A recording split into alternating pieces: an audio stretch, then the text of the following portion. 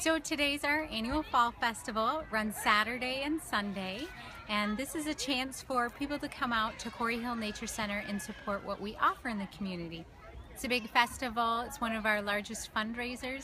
As a nonprofit, this event brings the community together to help us provide things here.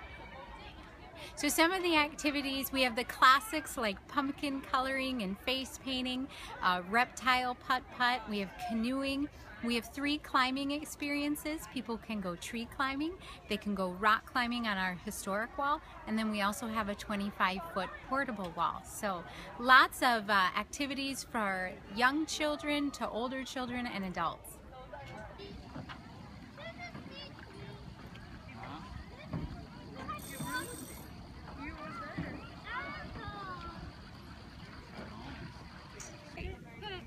Ready? So right when you drop it, kind of hit. 1, 2, 3, go. You want to try to hit right up. 1, 2. And now I want you to find a spot for that foot.